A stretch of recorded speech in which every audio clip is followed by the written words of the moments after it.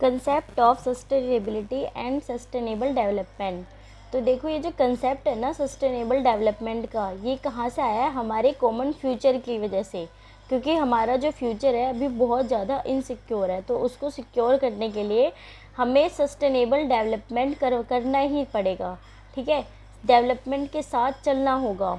This report was an outcome deliberation of group constituted by world commission on environment and development.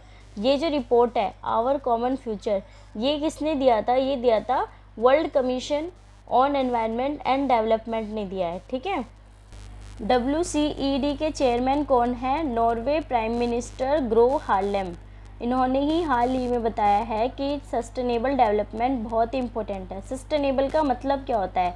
Sustainable का मतलब होता है कि आप जिस एनवायरनमेंट के साथ रह रहे हो, नेचर के साथ रह रहे हो, तो उसको सिक्योर करना, उसे अपने हैबिटेट में लेने से पहले उसके बारे में, उसके डिजास्टर्स कोज के बारे में जानना।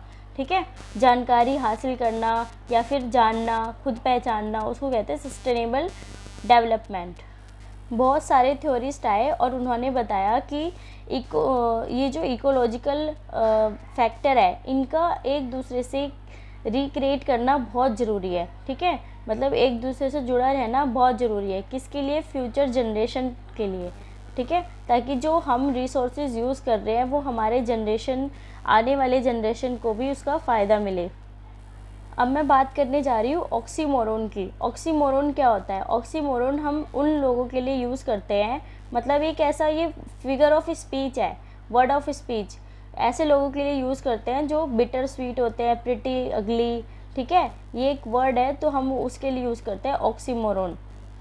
बिटर स्वीट पता है ना, जो अंदर से मतलब बिल्कुल कठोर हो, बाहर से नरम हो, ऑक्सीमोरोन, उसको हम क्या बोलेंगे? ऑक्सीमोरोन।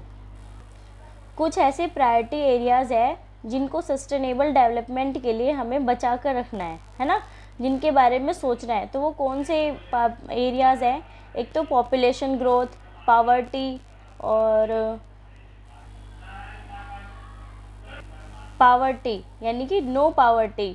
जब सस्टेनेबल डेवलपमेंट होगा तो इसका गोल क्या रहेगा कि कोई भी गरीब ना हो, ना कोई भूखा हो, zero hunger, no poverty, zero hunger. Next है गुड हेल्थ एंड सर्विसेज, यानी वेलबींग भी उनकी अच्छी होनी चाहिए, क्वालिटी एजुकेशन बढ़िया मिले लोगों को, जेंडर इक्वालिटी हो, क्लीन वाटर एंड सैनिटेशन, बिल्कुल साफ़ सुथरा पानी और सैनिटाइजेशन का ध्यान रखना है, हाइजीनिक का। अफोर्डेबल एंड क्लीन एनर्जी होनी चाहिए, decent work and economic growth, industry, innovation, infrastructure, reduce inequalities. इन सभी चीज़ों का ध्यान देते हुए हम सस्टेनेबल डेवलपमेंट को आगे बढ़ा रहे हैं। अब है इकोसिस्टम। यहाँ पे यूट्यूब पे या फिर मतलब ऐसे कोई भी बच्चा नहीं है जिसे इकोसिस्टम के बारे में ना पता हो। इकोसिस्टम का मतलब क्या होता है? इकोसिस्टम का मतलब होता है कि आप जिस इको में रह रहे हो उसके सिस्टम के साथ अपने आप को अडेप्ट करना। ठीक है, बिना किसी को हानि पहुंचाए मेंटेन रखना। आपने पढ़ा होगा चार्ट के बारे में, तो देखो आपने एक चार्ट देखा होगा बचपन में, बकरी किसको खाती है? घास को, है ना। और बकरी को कौन खाता है? शेर। और शेर को कौन खाता है? आदमखोर लोग खाते हैं। और कौन खाएगा? और जैसे अगर शेर मर गया तो उसे कौन खाएगा? उसे खाएंगे बैट, ईगल। तो इसी तरह से इकोसिस्टम मेंटेन होता है। Structural aspect of the ecosystem refers to all the elements that make up an ecosystem, the individual and communities of plants and animals and non-living factors present in the ecosystem। तो देखो जो structural feature है वो भी ecosystem पे effect डालता है। Individuals, communities of plant, animals, ये सारे इकोसिस्टम पे फ़र्क डालते हैं। बताया था ना मैंने आपको अभी। अब आप दो तरह के कंपोनेंट पढ़ोगे, बायोटिक कंपोनेंट और अबायोटिक कंपोनेंट। अबायोटिक कंपोनेंट्स कौन से होते हैं? अबायो यानी कि ये एक नेगेटिव वर्ड है, यानी कि नॉन लिविंग कंपोनेंट्स। ठीक है, जैसे carbon, nitrogen, carbon dioxide, water.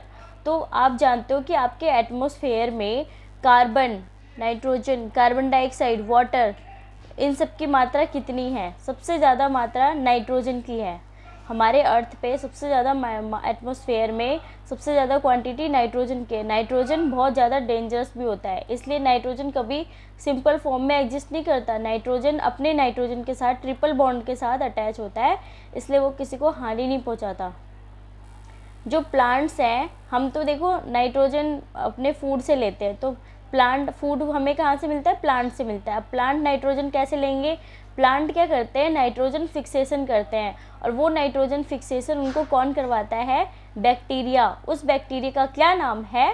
Rhizobium bacteria. क्या नाम है? Rhizobium bacteria. राइजोबियम बैक्टीरिया क्या करवाता है? नाइट्रोजन फिक्सेशन करवाता है। नाइट्रोजन एटमॉस्फेयर से लेके नाइट्रोजन साइकिल चलती है, और नाइट्रोजन साइकिल में क्या होता है कि जो नाइट्रोजन होता है वो नाइट्रेट्स बनता है, ऑक्सीजन के साथ मिलकर क्या बन जाता है? नाइट्रेट्स, NO3, और फिर वो लेग्यूम्स प्लांट को क्या करता है? नाइट्रोजन प्रोवाइड करता है। कौन? बैक्टीरिया। आपने इनऑर्गेनिक कंपाउंड्स तो पढ़ लिए, अब ऑर्गेनिक कंपाउंड्स कौन से होते हैं? प्रोटीन, कार्बोहाइड्रेट, लिपिड, ठीक है, ये सारे अबायोटिक फैक्टर्स होते हैं जो ऑर्गेनिक कंपाउंड्स होते हैं। प्रोटीन हमें किससे मिलता है? दूध से, अंडे से, और बताओ आप। कार्बोहाइड्रेट, कार्बोहाइड्रेट हमें किससे मिलता है? कार्बोहाइड्रेट मिलता है हमें आलू से। जितनी भी फैटी वाली चीज़ें होती हैं, ऑयली, वो हमें कार्बोहाइड्रेट देता है। इकोसिस्टम में temperature, moisture, light and topography, ये भी बहुत ज़्यादा इफ़ेक्ट डालती है। अब हम पढ़ते हैं बायोटिक कंपोनेंट। बायोटिक मतलब बायो से रिलेटेड, जो चीज़ लिविंग हो। बायो से यानी जो चीज़ लिविंग हो, तो हम ऐसी चीज़ों के बारे में पढ़ेंगे जो लिविंग हो। लिविंग कौन से होते हैं? Producer, consumer, decomposer. तो प्रोड्यूसर क्या होते हैं? प्लांट्स, प्लांट प्रोड्यूसर है। कंज्यूमर जो प्लांट को कंज्यूम कर रहा है। Primary, secondary. कंज्यूमर दो तरह के होते हैं, प्राइमरी, सेकेंडरी। फिर है डिकम्पोजर्स, जो जो क्या करते हैं? डिकम्पोजर्स क्या करते हैं? जो भी डेड ऑर्गेनिज्म होते हैं ना, ये डेड प्रोड्यूसर, कंज्यूमर, इनको क्या करते हैं? डिकम्पोज कर देते हैं। डिकम्पोज करके, ये डिकम्पोज कौन करता है? सेप्रोट्रॉप्स करते हैं। कौन करता है? सेप्रोट्रॉप्स। सेप्रोट्रॉप्स कौन होते हैं? जो डेड एंड डिकेइंग मटेरियल को खाते हैं, ठीक है। अब कुछ ऐसे फंक्शन भी हैं जो इकोसिस्टम पे इफेक्ट डालते हैं, जैसे एनर्जी साइकिल, फूड चेन, और डाइवर्सिटी, न्यूट्रिएंट साइकिल, सक्सेशन। अब देखो एनर्जी साइकिल तो आपको पता ही है, मालूम ही है एनर्जी साइकिल। फूड चेन भी आपको पता ही है, अभी मैंने डिस्क्राइब किया था। और उसके बाद डाइवर्सिटी। डाइवर्सिटी से तो हर कोई वाकिफ़ है कि डाइवर्सिटी पृथ्वी पर किस तरह की है। डाइवर्सिटी यानी विभिन्नता, अलग अलग तरह के जीव जंतु। न्यूट्रिएंट साइकिल भी मैंने आपको पढ़ाई दिया। अब सक्सेशन। सक्सेशन क्या होता है? जो one generation to second next generation transfer होता है, वो होता है सक्सेशन।